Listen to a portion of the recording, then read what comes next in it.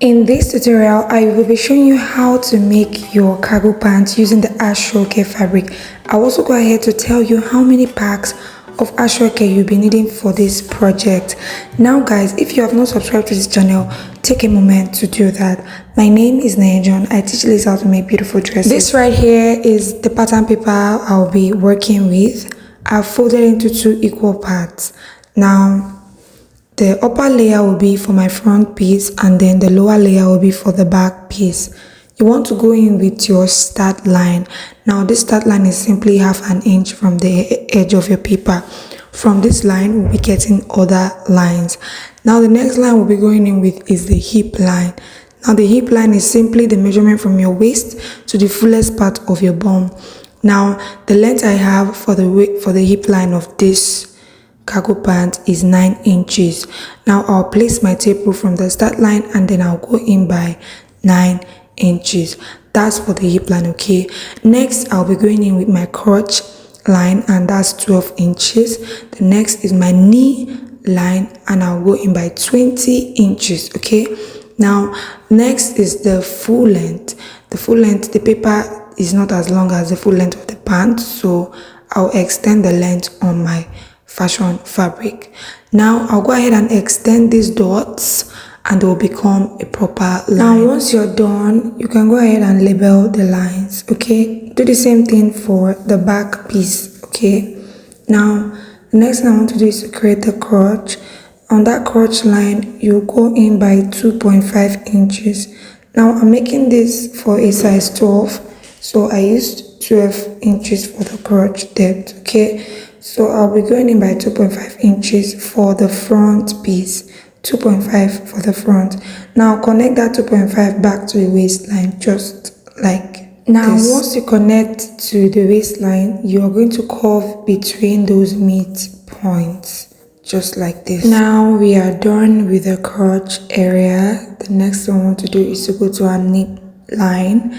On the knee line, you want to go to the edge of your fabric, go in by 1 inch, just 1 inch, okay? Now after creating that inch, you want to connect it to your crotch line, just like this.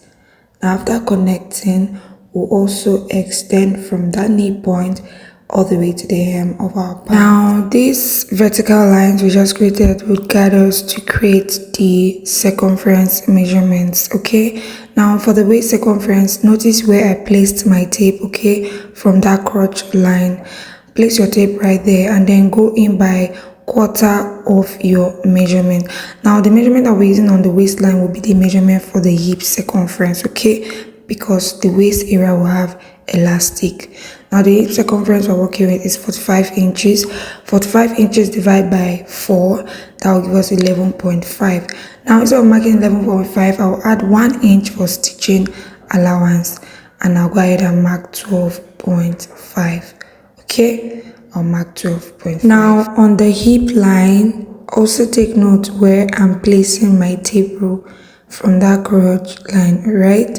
The hip is what? 45 divided by 4, that'll give us 11.5. I'll go ahead and mark 13.5. I added extra 1 inch to the hip area.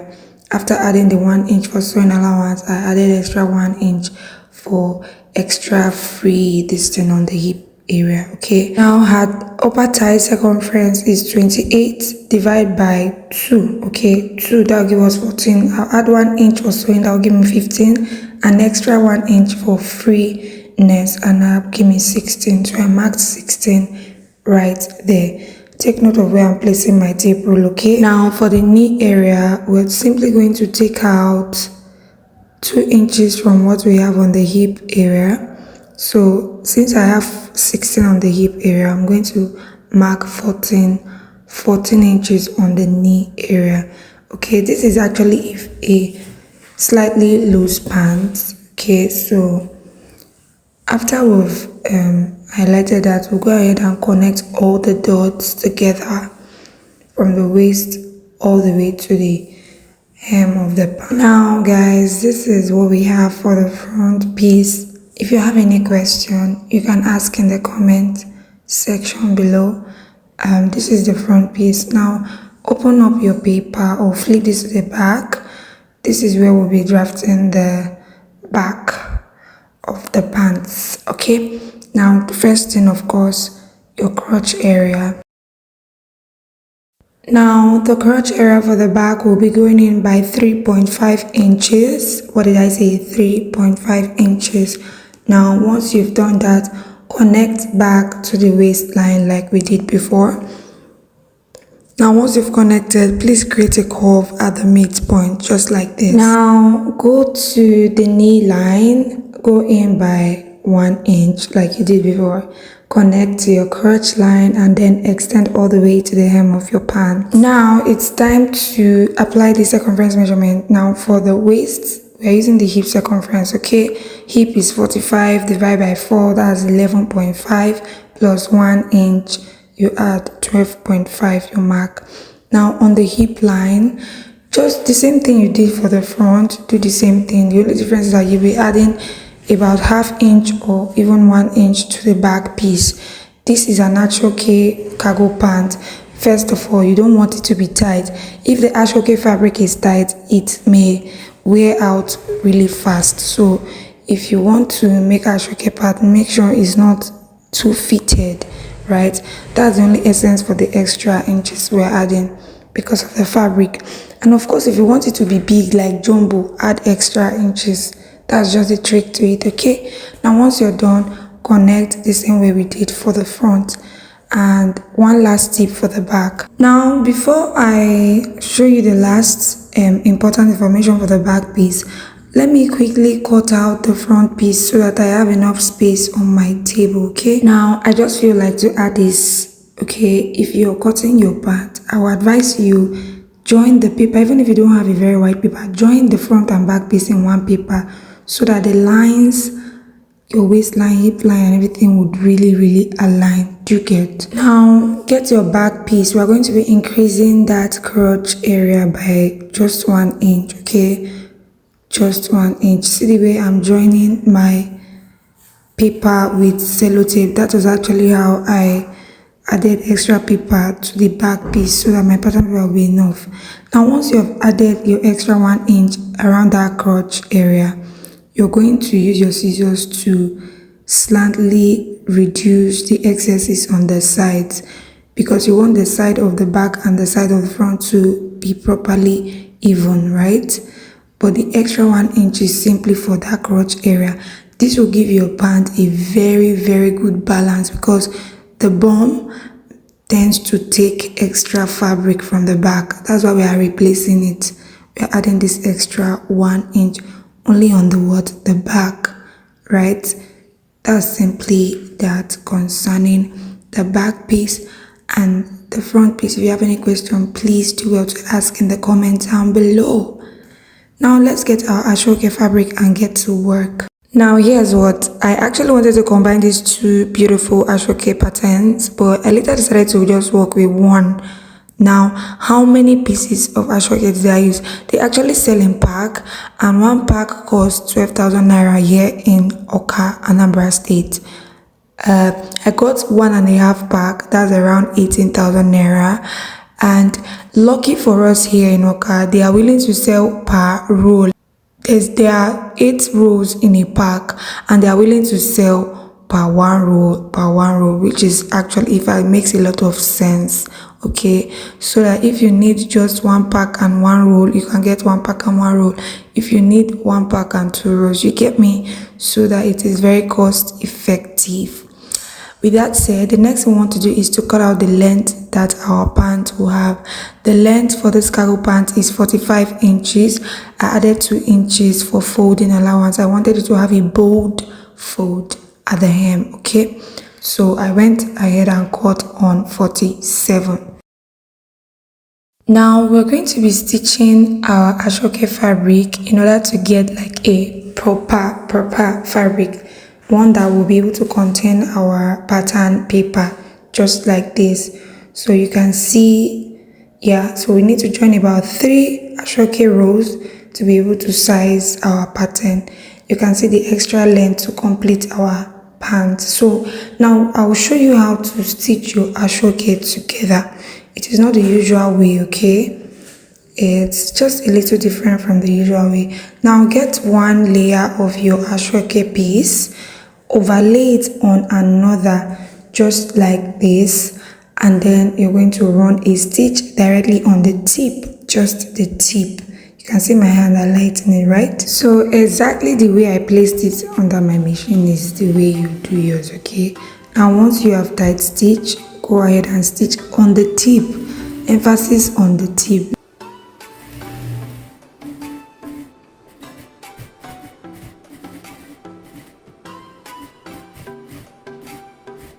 Now once you're done stitching the rows, you want to stitch the hem. The hem, very important, okay, because the Asoke fabric is very delicate. It is very quick to fray, and once you stitch, you can also go ahead and burn the edges with lighter or fire, right?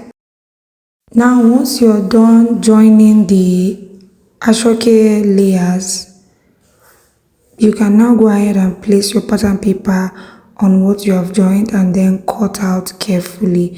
Now after cutting out, please try your best to interlock the edges. By interlocking, I mean weave it before stitching. Now once you've gotten to this stage, stitch up the crotch areas of the front pieces and the back pieces. Here I've gone ahead to stitch up. I stitch up with 1/2 inch. Now look at what it looks like after stitching up. So cute. I'll do the same for the back. Now place the center of the back piece exactly at the same point with the center of the front piece.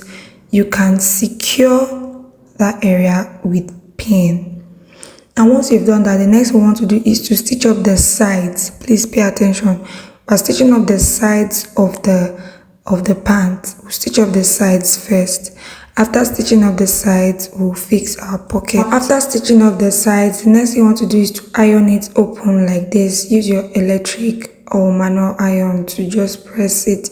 Make sure it is relaxed and very flat. Now these are the pieces for my pocket. For the pocket, I bought a slightly different pattern for the Asoke fabric, okay, so that it gives like a very beautiful result. Now the wider rectangle is the base of the pocket, while the smaller rectangle you have here is the cover for the pocket.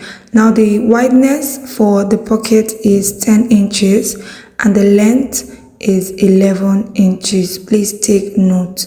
Now your cover should be exactly the same with what you have on the base of your pocket. Now for the sides of my pocket, I'm folding in using 1 inch, but for the hem, I'm folding in using just 1/2 inch. After folding, I'll iron, and this is what I will have. Next, I will start pinning up to my main band so I can stitch up. Now, before you start pinning up, you want to use your tape rule to indicate the area where the pocket will be placed. Now, I'll place my tape from the waistline and I'll go in by 11 inches. That's where I want the pocket to be placed. If you want yours to go down, you can improvise, okay? So I'll mark that 11 inches. Now from that 11 inches, the next thing I want to do, I'll get my pocket, fold into 2 equal parts like this, and then I'll place the center of the pocket to the center of my pants just like this. I hope what I did was very clear. So I placed the center of the pocket to the center of the pants, and then I pinned up exactly at that 11 inches. Now after stitching up, this is what your pants should look like. Go ahead and give that top stitch you're seeing on the pocket cover, right? Very important. Once you're done with the pocket, you go ahead and stitch up the midpoint of your pants. So hold center of the back piece to the center of the front piece. Make sure they are very, very firm. Secure with your pin, and then go ahead and stitch up. Now once you're done stitching, this is what you would have. So neat and cute, okay? And next thing you want to do is to go ahead and fix your waistband.